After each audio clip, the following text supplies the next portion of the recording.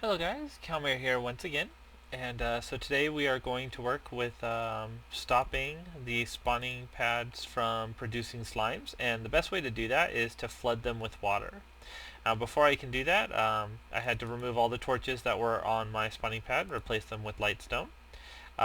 When placing the lightstone or any light source, just remember that the lightstone is well, for this situation, lightstone has a light source value of 15. So the space above the lightstone is actually 14, 13, 12, 11, 10, 9, 8. Okay, so this block is 8 light source. You can use a mod called F4, and it will actually show you your light source as you move around. However, you can just count it out this way, and as long as it's above 7, it won't spawn mobs. However, even in some of these darker corners, as you can see, I went ahead and put torches along the wall just for added security.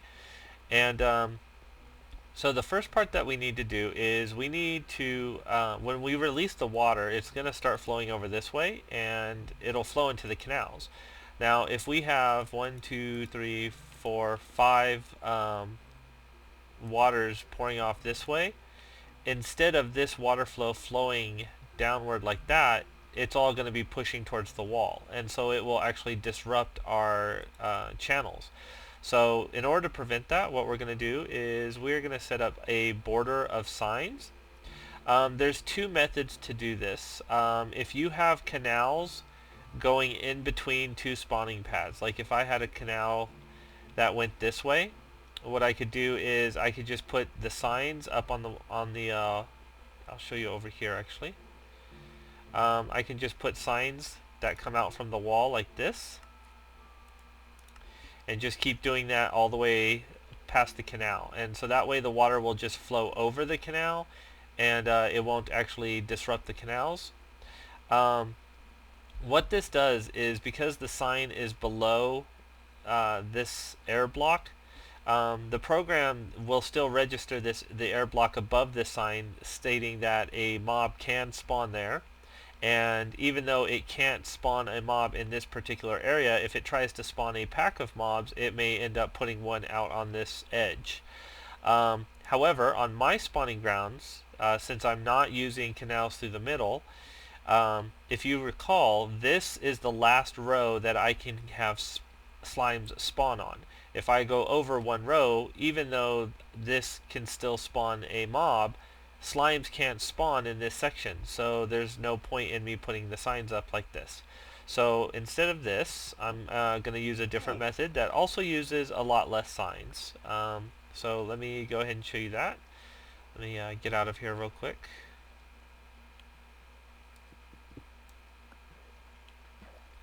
Oops.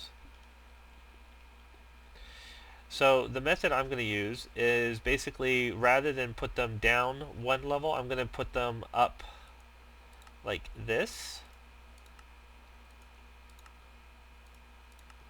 And this still stops the water from flowing into the canals, but it takes up a lot less signs, because instead of having to go across, you're just going one ring around.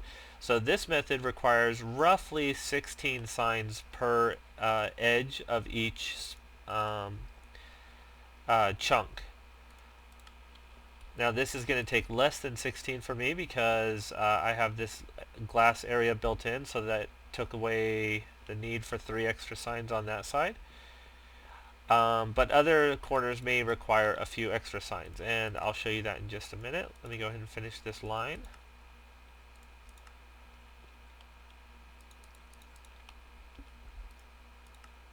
Okay, now this sign is actually even with this block.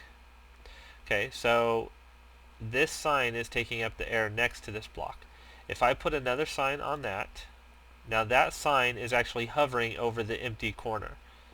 And I can actually put a sign like on that edge and continue that way. So that's one method to do that. Another method, see if I can collect all 3 of these at the same time. And I missed one.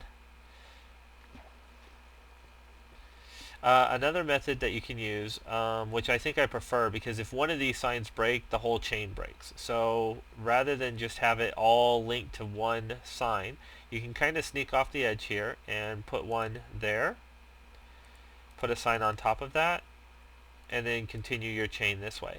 It's no more efficient. It still requires an extra sign, whether it's hovering in this corner or stuck to this block. Either way, it requires the extra sign. But I like this method better because if this chain breaks, I don't have to worry about the whole chain, the extra line breaking. So I'm going to go ahead and put signs all the way around this spawning pad, and so I will be right back. Okay guys, I'm back, and as you can see, I've got my signs creating the perimeter around my spawning pads. Now the next part we're going to do is go ahead and set up the pistons to release water onto the spawning pads. And the plan that I have for this is we're going to have two water sources basically come down, and we're going to have a line of this. So one line here and one line here. And this line is going to push all the water that way. The other line is going to push all the water that way. Now in my spawning pads, I'm going to have to set this up a little different, but if you have a single spawning pad, then you just need to figure out if you want your row to go this way or if you want your row to go this way. If you have two spawning pads side by side, then what you would want to do is basically start at one end and have the line go straight across both of them. If you have three, like I have, what I'm going to do is I'm going to have the line that goes across this way for those two, and then I'm also going to have a line that goes across this way for these two. And so there's going to be like a section in the middle where it's going to have like where they're going to intersect. If you have four spawning pads, my suggestion again is to go ahead and have canals that split your spawning pads, and so that way you can treat this as an individual spawning pad, treat this one as an individual spawning pad, and the other two as well. So anyway, let's go ahead and get started. So no matter which method you're using, what you're going to want to do is find the center of the spawning pad up against an edge. So if this is 16 to 16, then I need to find block number 8 and 9. Those are going to be the two middles. And I'm going to dig straight up 3 blocks. 1, 2, 3 on both sides. Okay, then I'm going to go to the other side. Now if you only have a single, you'd be stopping here and digging up that way, but since I've got this is a double spawning pads, I'm going to go all the way over here. I'm going to do the same thing, go 3 up. Okay, except for this time I'm going to go ahead and go into the spawning pad, or sorry, into the hole that I dug out. And we're going to dig 4 wide and 2 high.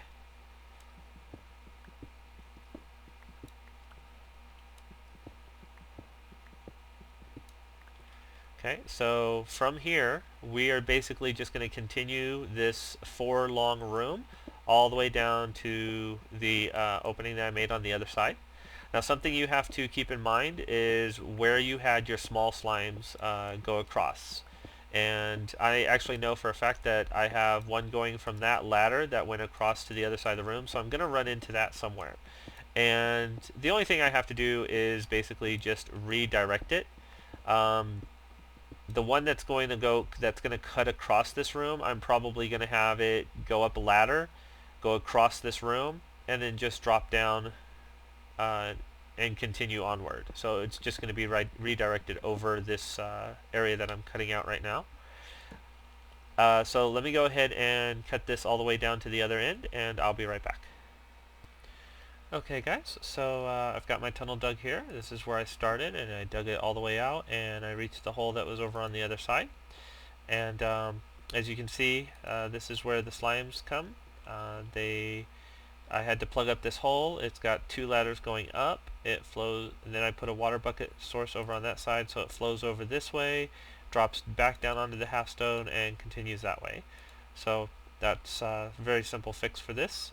Now from here, we're going to go ahead and put all of our pistons basically lining up against the wall. We're going to put them on both sides. Actually, since I'm running out of space of work, we're going to go ahead and dig out a line like this all the way down, and then we're going to put pistons, make sure that they are facing towards you instead of up. And again, that line's going to go all the way down, and we're going to do the same thing on the other side.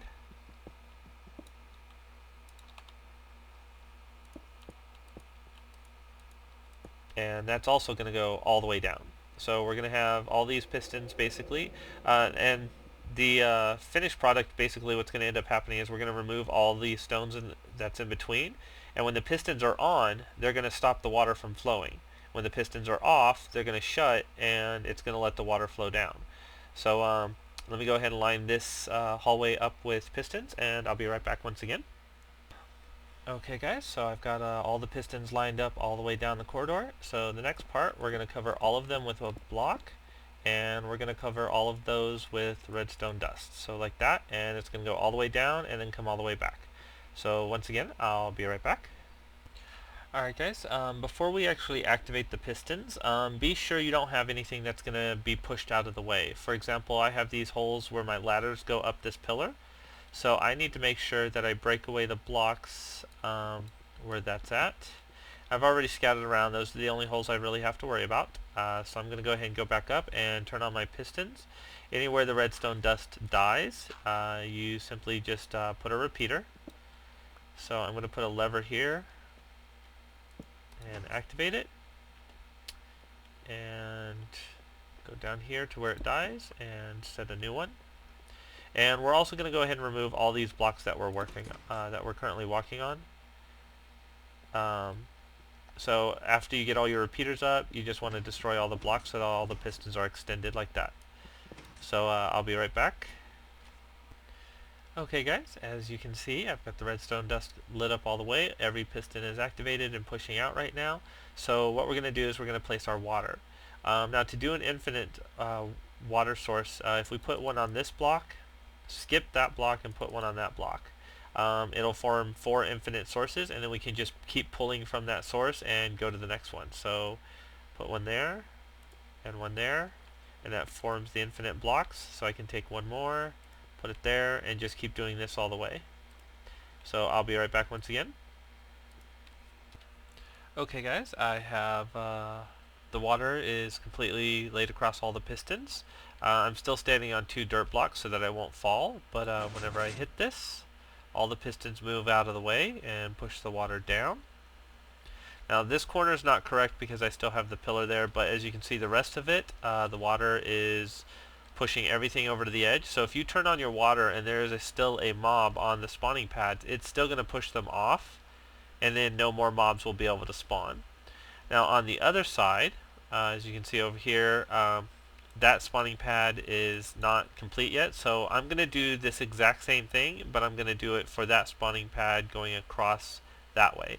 So it'll have an intersection in the middle of the other spawning pad, and let me go back up here and turn on the lever.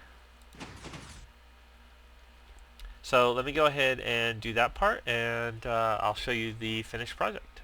I will be right back. Okay guys, I'm back, and so I had to block off the water, and instead of going straight across, I went around the edges, and same thing on the other side. Just went around the border of this giant large plus sign, so I still have to add water, but I kind of came into a little situation. This middle area I couldn't get pistons to push out, so what I did is I actually have them pushing down from above. So I won't have water here, but the water here that's on these 2 pistons, when this piston lifts up, they will push over and flood that area as well. Same thing with those 2 pistons, those 2 pistons, and those 2 pistons. So the side water will actually fall over. And all I did was basically stick the pistons onto the roof facing down, and then have a small line going across to the top of them all.